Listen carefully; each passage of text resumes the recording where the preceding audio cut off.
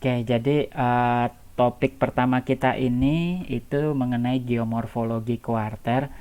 Jadi setidaknya di sini kita akan melihat ya bagaimana geomorfologi yang berkembang pada kuarter dan bagaimana itu kemudian dipergunakan untuk mengetahui perubahan-perubahan lingkungan dan iklim terutama.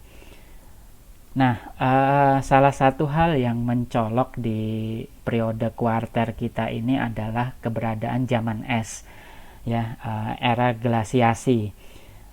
Ini merupakan era di mana kondisi iklim bumi dalam temperatur yang relatif rendah, ya, kemudian itu memicu berkumpulnya es di daerah di bagian kutub ya atau lintang tinggi. Nah, salah satu yang harus kita pahami adalah distribusi massa benua di planet kita ini kan tidak simetris ya, itu tidak tersebar merata. Sebagian besar massa kontinen kita itu ada di bagian utara bumi. Nah, sehingga mau tidak mau glasiasi atau terbentuknya es di bagian utara ya di kutub utara kita ini itu akan sangat mempengaruhi baik geomorfologi yang dihasilkan, yang dipengaruhinya, maupun nanti bagaimana respon manusia terhadap perubahan iklim tersebut. Ya, di situ. Jadi ini hal yang mencolok sehingga nanti di dalam diskusi mengenai geomorfologi kita sedikit menyinggung mengenai geomorfologi glasial ya di situ sehingga kita bisa memahami bagaimana para peneliti dulu bisa mengembangkan kajian-kajian morfologi glasial meskipun saat ini gletsernya sudah nggak ada ya di situ. Nah, kemudian poin kedua ya yang harus kita pahami, iklim bumi ini seperti yoyo. Yoyo itu apa ya? Permainan yang turun naik itu ya di situ. Jadi demikian juga glasiasi kita. Glasiasi kita ini maju mundur begitu ya sehingga morfologi yang dihasilkan ini juga akan memiliki jejak yang khas ya yang mencerminkan perubahan-perubahan iklim yang ada. Nah, kita biasanya di dalam periode glasiasi menyebutkan kalau periode hangatnya itu jadi kalau ada glasiasi kemudian hangat di mana sebagian besar gletser kita mencair itu kita sebut sebagai interglasial ya atau intraglasiasi ya di situ. Jadi di antara periode glasiasi ada yang periode hangatnya ya di situ. Jadi itu menunjukkan dinamika iklim bumi kita ya di situ. Nah, nanti kita juga melihat ya bagaimana pengaruh glasiasi ini terhadap terhadap bagian samudra kita ya. Di samudra ini memang manusia nggak ada ya di situ. Jadi mungkin tidak terkait dengan bagaimana kita menyikapi perubahan lingkungan terhadap glasiasi. Tetapi samudra ini memegang peranan penting di dalam iklim karena samudra kita ini merupakan media fluida yang itu memang menyimpan panas lebih banyak dibandingkan dengan yang kontinen sehingga sirkulasi arus di samudra kita masa air samudra kita ini sangat berperan di dalam dinamika iklim juga. Nanti kita akan sedikit mempelajari ke sana. Oke, jadi kira-kira itu gitu ya yang akan kita diskusikan beberapa pertemuan bersama saya ya di situ. Nah, ini gambar yang kita lihat ini adalah gambar kurang lebih 18.000 tahun yang lalu atau akhir Pleistosen ya. Di mana ini menunjukkan advance atau jangkauan gletser yang paling maksimum ya. Jadi ini 18.000 tahun silam itu dianggap jangkauan maksimum sebelum kemudian dia recess. Recess itu artinya kemudian masuk ke intraglasial ya. Nah, jadi sebetulnya kita sekarang itu periode intraglasial ya. Nanti sebentar lagi kita masuk glasiasi lagi gitu ya di situ. Oke, jadi ini kira-kira periode sebelum gletsernya recess, mundur ya, sebagian besar mencair, yang menandakan masuknya Holosen ya di situ. Nah, Holosen ini sangat menarik karena sebagian besar peradaban manusia ya di situ itu berkembang pada Holosen ya di situ. Baik, nanti kita juga sedikit menyinggung ya mengenai evolusi manusia ya. Saya percaya Pak Didit sudah menyampaikannya, dan bagaimana manusia itu menyikapi iklim ya di situ. Nah, sehingga kalau kita ingin mengembangkan tata ruang ya di situ, satu hal yang harus kita waspadai iklim ya. Jadi tata ruang kita itu juga harus bisa mengantisipasi perubahan iklim yang ada ya, harus bisa, karena itulah keunggulan manusia dan itulah manusia diciptakan ya di situ untuk menghadapi iklim. Baik ya, ini kalau kita lihat periode perubahan iklim tadi ya. Jadi kalau kita lihat pada ini 5 juta tahun yang lalu ya di sini. Kemudian dia, kalau kita lihat ini temperatur kita ini, kalau ke atas itu panas ditandai warna merah, kemudian kalau ke bawah itu tanda dingin ya. Jadi pada saat ini kira-kira pada saat Pliocene ya, itu bumi kita itu hangat ya di situ. Tetapi kurang lebih di 2,6 juta tahun yang lalu, begitu memasuki kuarter ya di situ, perhatikan kemudian ada pik-pik yang ke bawah ya, yang menunjukkan periode glasiasi ya. Jadi itulah yang membedakan kenapa kuarter itu muncul ya di situ, karena kehadiran zaman es ya di situ. Jadi inilah yang menjadi pembeda periode-periode sebelumnya ya di situ. Jadi bumi kita masuk ke periode glasiasi, dan kalau kita perhatikan di diagram kiri atas ini, peak yang ke bawahnya semakin lama semakin banyak ya. Itu artinya glasialnya semakin sering ya terjadi glasiasinya. Nah, kalau yang kanan atas ini kira-kira menunjukkan ini dari 160.000 tahun yang lalu ya sampai sekarang, itu jadi periodenya glasiasi, interglasial, glasiasi lagi gitu ya di situ. Nah, tadi kita di gambar sebelumnya itu 18.000 ya. Itu kurang lebih di sini posisinya. Jadi 18.000 itu sebelum dia kemudian masuk di periode interglasial ya di situ. Nah, sehingga kalau kita lihat ya bagaimana respon peradaban manusia. Peradaban ini tentunya bagaimana manusia mengubah lanskap bumi ya, memanfaatkan sumber daya bumi, sehingga ini begitu ada peradaban, begitu ada manusia, ada peradaban, maka muncul tata ruang ya dan problem-problemnya. Nah, jadi kalau kita lihat di sini, ini kurva temperatur ya di sini, yang digunakan Northern Hemisphere. Kenapa Northern ya, belahan bumi utara? Karena ya di sana yang masa kontinen paling banyak kan di sana ya, sehingga periode glasiasi ini paling berpengaruh itu di utara sana, termasuk peradaban ya. Peradaban itu banyak berkembang di bagian utara ya, belahan bumi utara, Northern Hemisphere. Nah, sehingga kalau kita perhatikan di sini 11.000 tahun ini kurang lebih akhir dari periode glasiasi ya, kita masuk ke periode interglasial ya, kurang lebih di sini, sehingga menunjukkan kita masuk Holocene ya, Holocene. Nah, kemudian kalau secara peradaban kita masuk ke era Mesolitikum ya. Era Mesolitik itu artinya nenek moyang kita itu Homo sapiens dulu ya, itu sudah menggunakan alat dan sudah menetap. Itu membedakan dengan kehidupan sebelumnya yang Paleolitikum yang hidupnya berburu ya, jadi tidak menetap. Nah, Mesolitik itu kita sudah hidup teratur ya, sudah ada masyarakat. Nah, jadi kalau kita ingin mengetahui ya, kalau kita belajar peradaban dan terutama kalau dari sisi kitab suci, kira-kira Nabi Adam itu munculnya di situlah ya. Jadi masuk era Holocene ya. Kenapa? Karena masyarakat sudah terbentuk dan masyarakat ini perlu diatur, perlu dibangun norma-norma kemasyarakatannya ya, peradabannya. Nah, turunlah petunjuk dari ilahi berupa agama ya. Jadi nabi pertama kita hadir di sana, membangun masyarakatnya, mengatur masyarakatnya ya, yang membedakan dengan periode berburu sebelumnya ya. Jadi periode berburu sebelumnya itu ya kehidupannya tidak memiliki norma-norma yang tertata dengan baik ya di situ.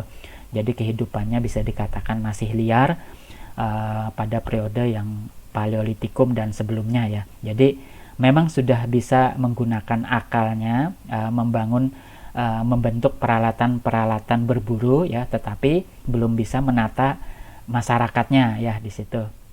Jadi ciri khas manusia modern ya, manusia yang dengan petunjuk Tuhan itu sebetulnya ada pada kemampuan hidup bersama ya, kemampuan hidup bersama, kemampuan menerima perbedaan-perbedaan yang ada ya di situ, itu yang membedakan dengan sebelumnya ya.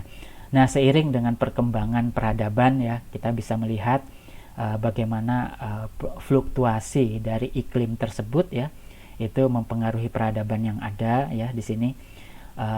Kurang lebih di 7.000 6.000 tahun yang lalu itu sampai kurang lebih 5.000 tahun yang lalu ya, kita punya periode maksimum yang hangat ya di situ, kita sebut sebagai climate optimal ya, optimum ya. Jadi iklim bumi itu sebetulnya lebih hangat dari sekarang, itu di 5.000 sampai 7.000 tahun yang lalu itu lebih hangat.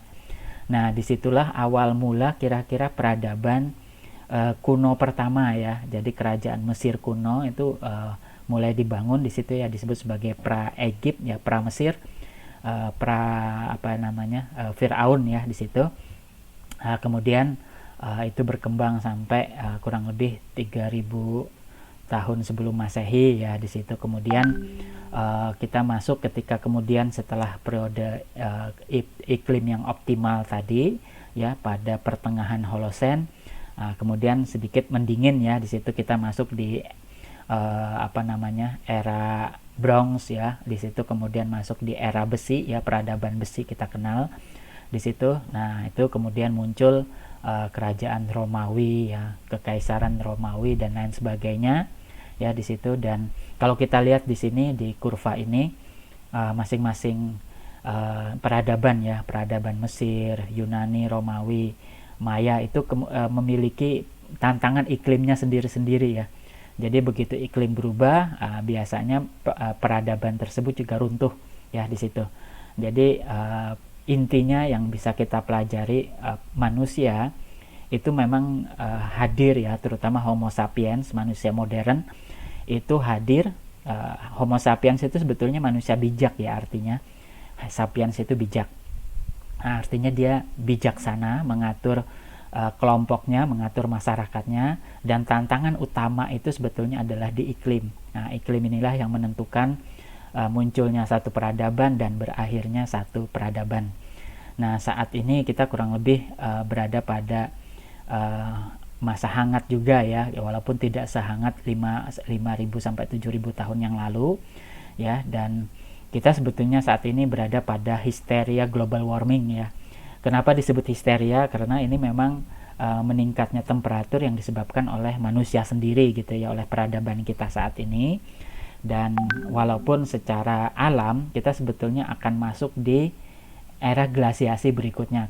Kenapa? Karena kita sekarang di interglasial kok ya. Jadi sesuai dengan tren nanti kita akan masuk di era glasiasi lagi gitu ya di situ. Nah, ini kalau kita lihat bagaimana peristiwa-peristiwa alam ya yang berkembang pada masa tersebut ya, kurang lebih di 2000-an tahun sampai 2000-an tahun yang lalu ya. Ini kembali 4.000 tahun ya di sini dari yang sekarang. Nah, kita lihat panas dingin ya di sini. Dan lagi-lagi kita bisa melihat selain faktor temperatur iklim bumi yang diterima dari radiasi matahari, yang nanti kita akan belajar faktor-faktor apa yang mempengaruhi radiasi tersebut ya, kita juga menghadapi katastrofik ya. Jadi seperti bencana letusan gunung berapi, yang ini juga mempengaruhi temperatur bumi kita. Biasanya kalau ada letusan gunung, itu bersama-sama dengan siklus astronomik bumi ya, yang mempengaruhi tangkapan radiasi matahari. Kita kemudian masuk di periode hangat ya, kemudian masuk lagi dingin, hangat dingin seperti itu ya.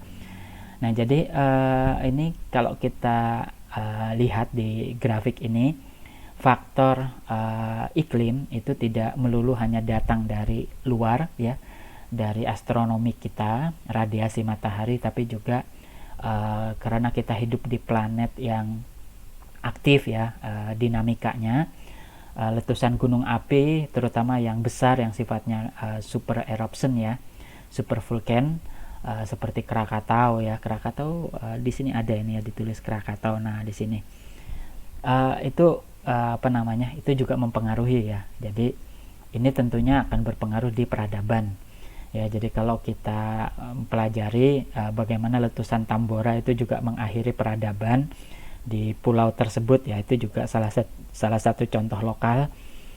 Dan letusan Tambora itu juga mengakibatkan rontoknya peradaban Eropa ya di situ. Yang kemudian kita kenal berakhirnya era feodalisme ya, dan munculnya era demokrasi ya di situ. Dan di mana itu munculnya? Nah, ini yang lagi negara yang lagi hangat ya, yaitu Prancis. Di sana ya, karena letusan Tambora itu dikenal sebagai year without summer ya. Jadi masa dingin ya di situ. Kemudian panen itu gagal ya, dan akibatnya rakyat itu menyerbu istana dan meruntuhkan kerajaan feodalisme yang ada ya. Dan mereka setelah itu nggak percaya lagi sama feodalisme, mereka kemudian membangun demokrasi ya di situ. Jadi sekarang kalau kita memandang agak aneh dengan Perancis, itu wajar saja ya, karena memang negaranya negara yang responsif ya, perubahan-perubahan itu banyak berasal dari mereka juga ya, suka atau tidak suka. Banyak Perancis negara kecil yang mempengaruhi dunia memang. Nah, kalau kita lihat ya, bagaimana evolusi manusia ya di sini. Nah, evolusi manusia ini mungkin perlu saya jelaskan sudut pandang saya ya, karena ini bagi sebagian orang cukup sensitif dari sisi keyakinan agama. Satu hal yang harus kita pahami adalah fakta ya, fakta bahwa ada kehidupan pra-manusia yang dimana adaptasi ya, jadi semua makhluk hidup itu akan beradaptasi terhadap iklim ya, terhadap lingkungannya, dan lingkungan ini akan didesain oleh perubahan iklim ya. Di sana dimana kita mengetahui ada makhluk-makhluk sebelumnya yang memang dia bisa menggunakan lengan depan ya. Sebelumnya memang biasanya hewan itu kan menggunakan 4 tangan sekaligus ya untuk berjalan, tapi kemudian karena adaptasi terutama memang membutuhkan kemampuan untuk memanjat segala macam, maka ada homonid ya di situ, jadi pramanusia yang itu kemudian mengembangkan otot-otot tangan untuk melakukan dan menciptakan sesuatu. Nah, inilah yang disebut sebagai pramanusia modern ya, hominid di situ. Dan itu kurang lebih munculnya di Pliocene ya, kurang lebih di 5-6 juta tahun yang lalu. Dan ini kalau kita lihat ya, itu bertepatan dengan fluktuasi iklim yang luar biasa. Perhatikan sebelumnya ya, jadi di grafik ini iklimnya memang berubah-ubah, tapi tidak serapat yang mulai dari 6 juta tahun yang lalu ya. Itu sangat rapat sekali perubahannya. Jadi mau tidak mau kalau kita lihat ya, ciptaan-ciptaan Tuhan sebelum kita itu sudah dibekali kemampuan beradaptasi ya di situ. Nah, ini yang harus kita sadari bahwa mereka bukan manusia ya di situ.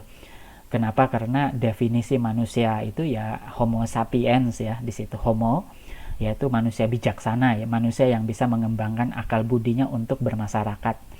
Artinya kalau ada teman kalian nggak bisa bermasyarakat ya, asosial, nah berarti dia belum masuk Homo sapiens gitu ya. Jadi masih pra-homo gitu ya. Kenapa? Karena Homo sapiens itu memang didesain untuk mengembangkan peradaban bersama-sama ya di situ.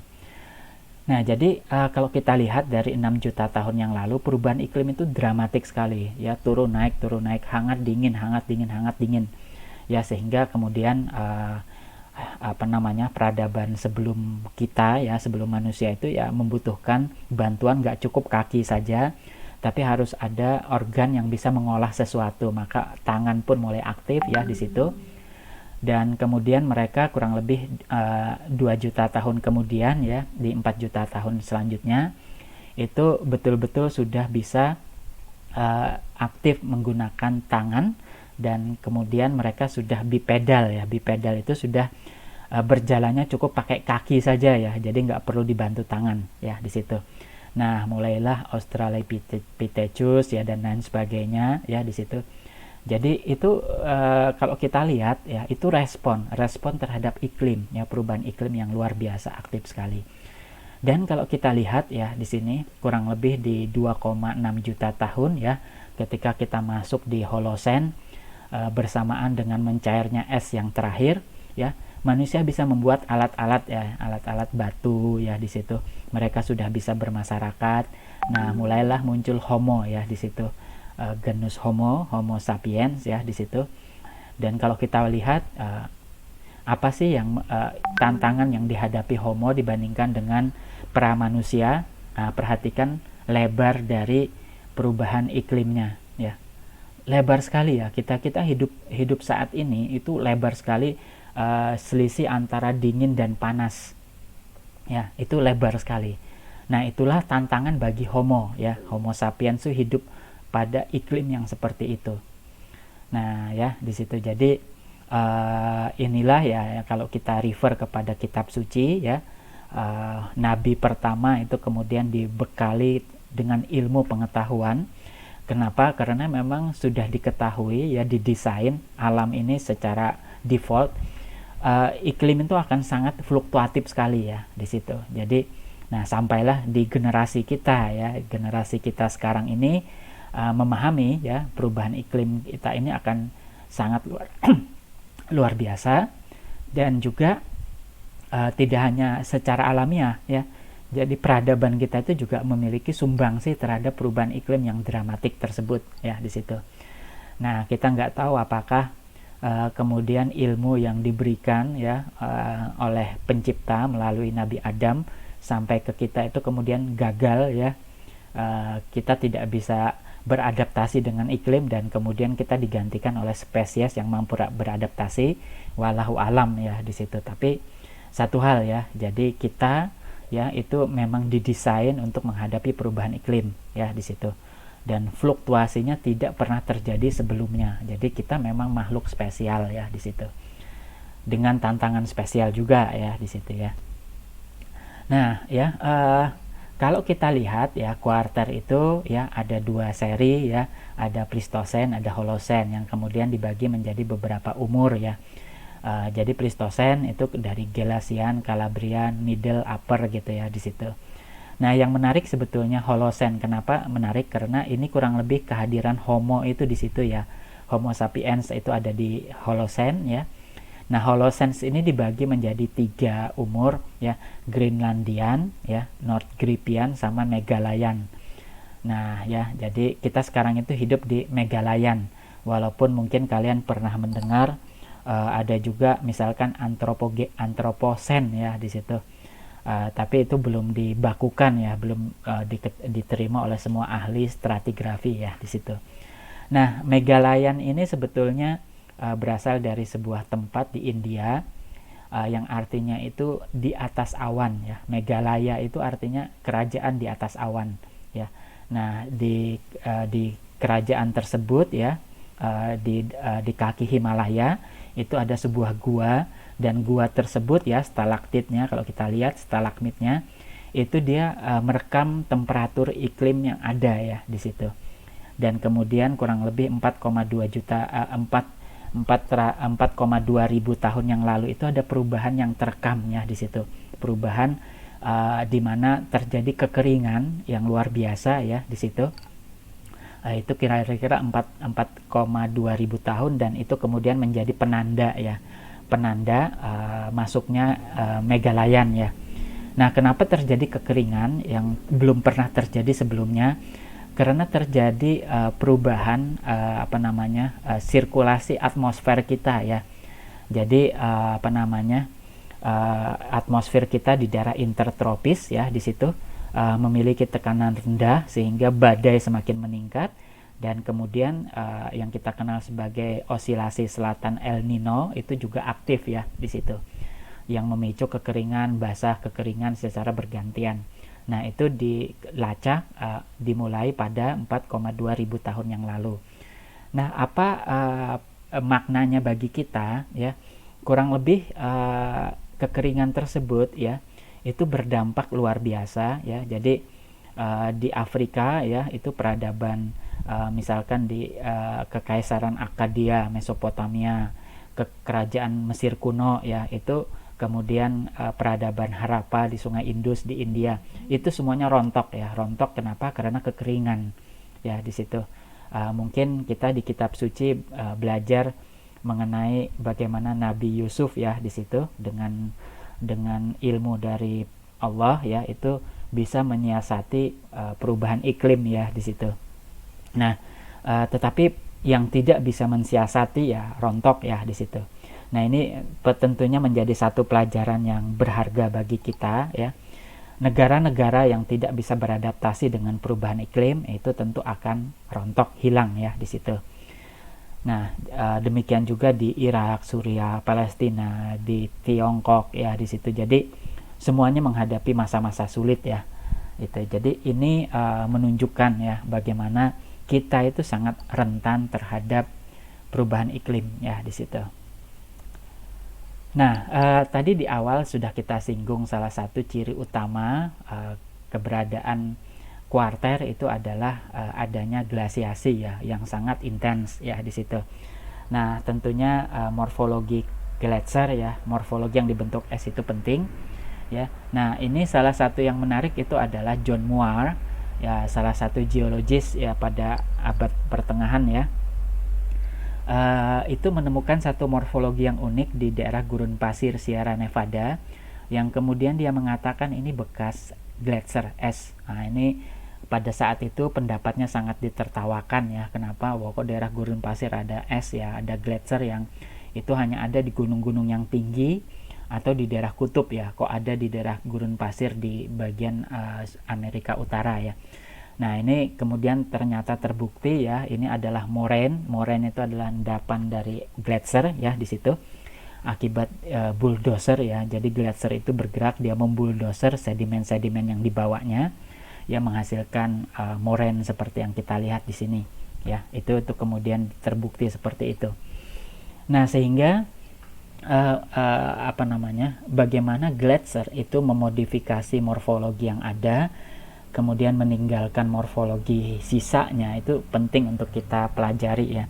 Jadi kalau kita lihat kalau morfologi dibentuk oleh sungai itu ya seperti ini ya. Jadi biasanya topografinya rounded ya di situ. Lembahnya lembah-lembah sungai yang kalau dia di daerah pegunungan lembahnya berbentuk V. Nah, tetapi kalau sudah ada gletser ya di sini di mana dia bisa mengerosi secara vertikal maupun secara lateral, maka kita akan memiliki lembah-lembah yang berbentuk U ya. Jadi U-shape valley dan kemudian puncak-puncak yang runcing yang kita sebut sebagai tanduk atau horns ya. Kemudian lembah-lembah menggantung hanging valley ya di sini yang kalau itu terisi air laut menjadi fjord ya kalau di daerah Eropa Utara. Ya, kemudian ujung-ujung lembah yang kita sebut sebagai sirku ya di situ. Ini semua adalah produk ya, kalau kita ketemu ini adalah produk gletser ya di situ. Nah, belahan bumi utara itu tadi sudah kita singgung itu paling terdampak ya di situ. Nah, jadi akibat temperatur ya iklim, maka massa air yang ada di samudra kita itu disimpan di kutub ya sebagai es. Akibatnya apa? Garis pantai kita itu surut ya atau maju ya. Kurang lebih bisa maju 200 km atau sampai 200 meter lebih rendah dari yang sekarang ya di situ. Nah, kemudian temperatur samudera kita juga turun sampai 10 derajat lebih dingin daripada yang saat ini. Nah, kalau kita lihat di kutub utara kita, dia menjangkau Amerika Utara, sebagian besar Amerika Utara dan sebagian besar Eropa Utara ya di sini. Itu ya, jadi sangat terpengaruh. Kalau di daerah tengah ya, di daerah Alpen, Himalaya juga sangat intens. Nah, di kita bagaimana kita ya, tentunya kalau ingin mengetahui morfologi gletser itu harus kalau enggak ke Kinabalu ya atau ke Pegunungan Jayawijaya ya, itu bekas-bekasnya masih tampak ya. Nah, kita bisa melihat bagaimana gletser itu bisa mengubah pola penyaluran ya. Jadi sebelumnya di Amerika Utara sungai-sungai itu bermuara ke 3 tempat, ke daerah Kanada ya di sini, kemudian ke daerah Teluk Meksiko ya. Nah, tapi dengan adanya gletser ya, kemudian pola sungai tadi dirusak semua ya, sehingga kemudian yang terbentuk adalah danau-danau sisa pencairan es tadi ya, termasuk danau besar di Ontario yang mensuplai air terjun terlebar di dunia saat ini ya, Niagara. Itu Niagara itu bukan dari sungai ya airnya, tetapi dari pencairan es yang sampai sekarang nggak habis-habis gitu ya di situ. Dan semua sungai itu sekarang tinggal bermuara ke Teluk Meksiko ya di situ, atau di daerah Mississippi di sini. Jadi perubahannya luar biasa. Nah, ini kalau kita lihat ya bagaimana morfologi gletser tadi ya di sini. Gletser tadi dia biasanya dari zona akumulasinya dia akan berpindah ke tepi-tepinya ya di sini. Kemudian meninggalkan moraine atau bekas sedimen yang didorong tadi ya, kita sebut moraine. Kemudian dia juga membentuk danau-danau. Kalau dia gletsernya mencair, kita sebut sebagai proglasial ya di situ. Kemudian kalau ada karena di bagian bawah es itu biasanya malah hangat ya, di sana malah ada sungai ya di situ. Dan sungai ini kemudian dia bisa membentuk esker ya. Esker ini hasil endapan sungai yang ada di bawah es.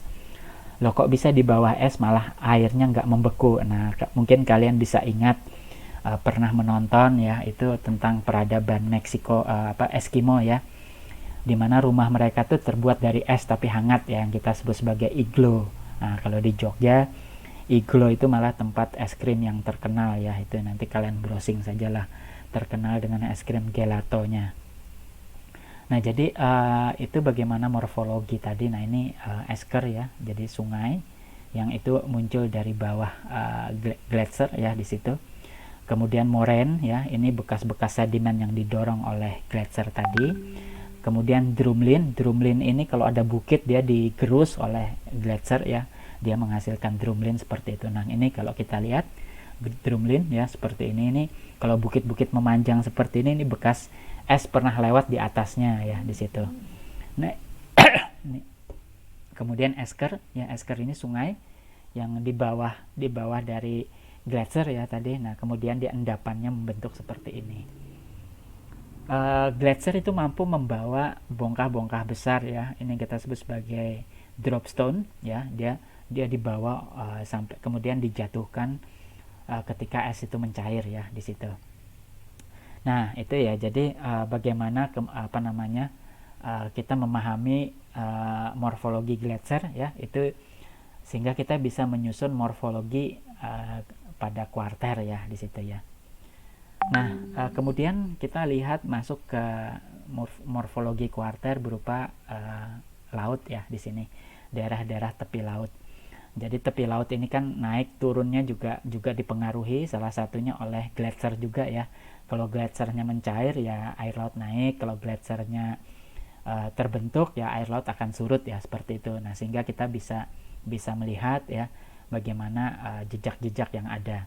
Nah, salah satunya memang secara stratigrafi ya, di sini kita bisa lihat ini di daerah Adriatik itu ini Laut Adriatik ya di sini, dengan ujungnya yang terkenal tuh yaitu Venesia ya di situ, yang nanti akan kita singgung di lain kesempatan ya. Nah, dibor ya sedimen yang ada di tepi pantainya dibor, dan kita bisa lihat warna-warna gelap cerah ya di situ.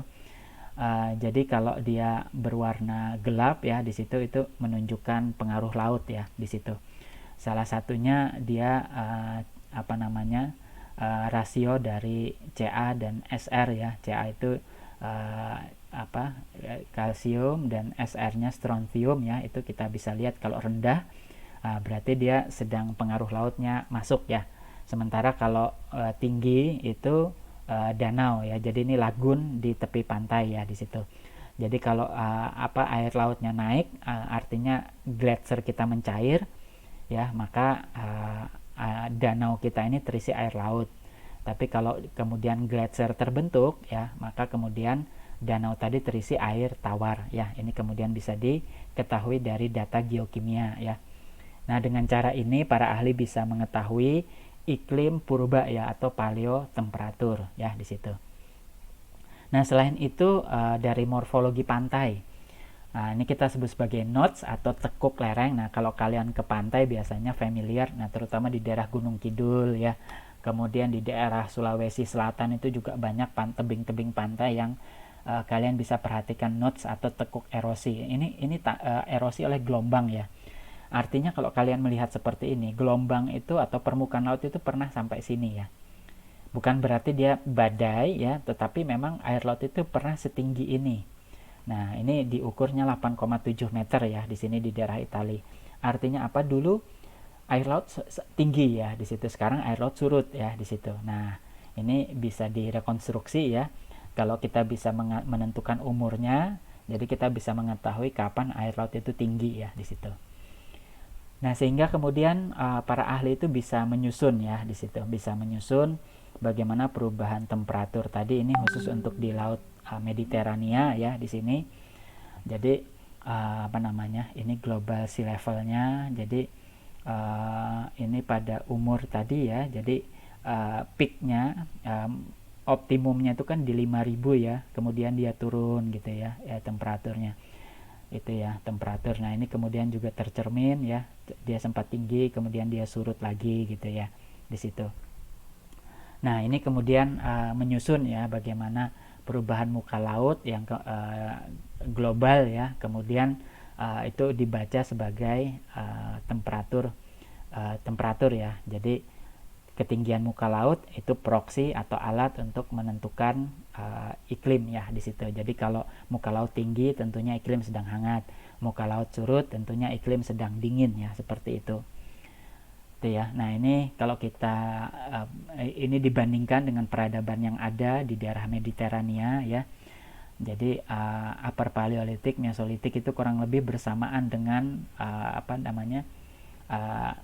glasiasi terakhir ya. Setelah itu kemudian ketika mulai hangat kita masuk peradaban menetap ya atau Mesolithic, kemudian Neolitik ya, kemudian tembikar, kemudian tembaga ya, kemudian besi. Kemudian ada periode Romawi dan kemudian abad pertengahan ya.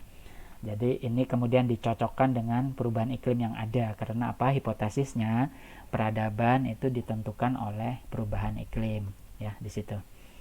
Nah, ini dari data-data di daerah Mediterania ya, bisa dilihat bagaimana hewan-hewan ini sebetulnya hidup di daerah dekat permukaan laut ya. Nah, tapi saat ini dia sudah berada di ketinggian tertentu ya, sehingga bisa ditentukan ya ketinggian muka laut saat itu. Dan fosil-fosil ini kemudian ditentukan umurnya ya di situ. Nah, kemudian ini juga ini adalah kapak perimbas ya, kapak perimbas ya. Di sini ini juga tertanam pada pada endapan pantai ya di sini.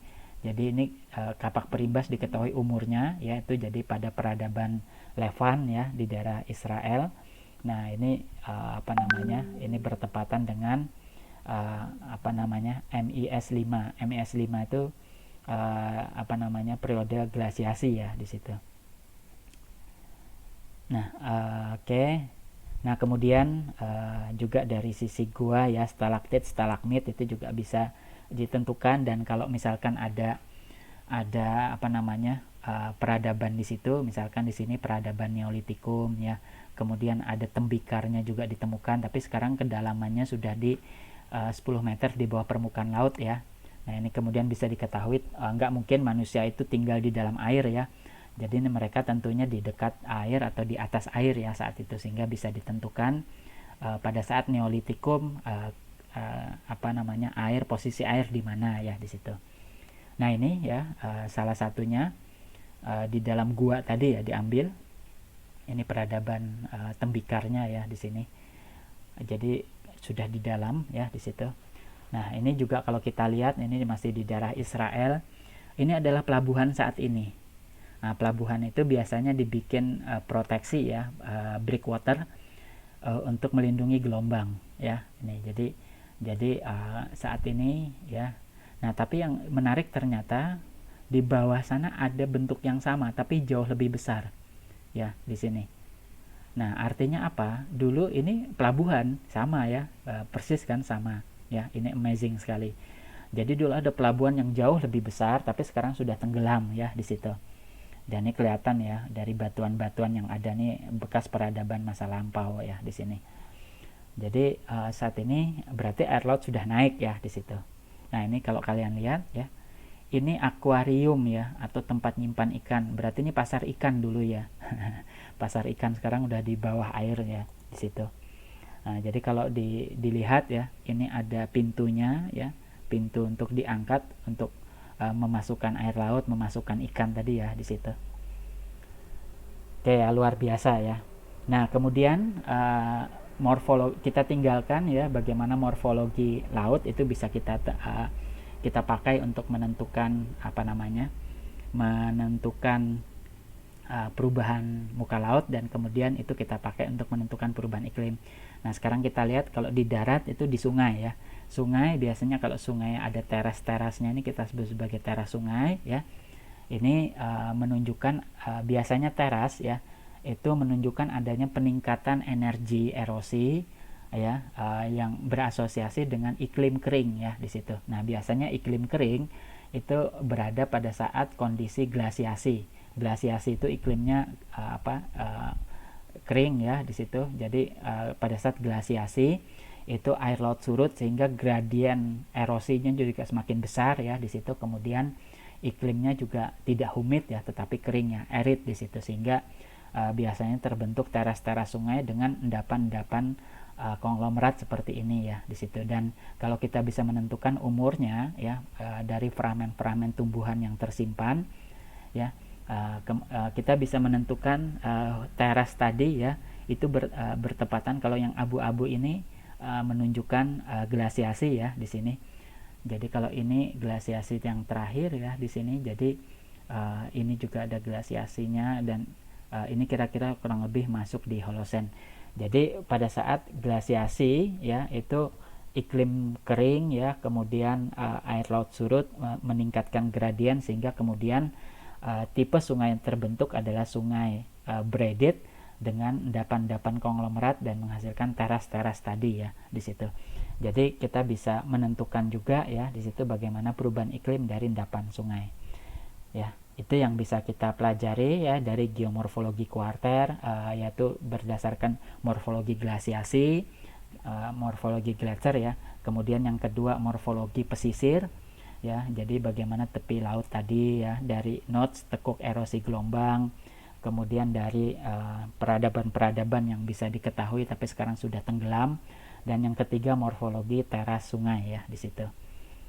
Jadi itu kira-kira yang bisa saya berikan pada pertemuan kali ini ya. Jadi mudah-mudahan bermanfaat.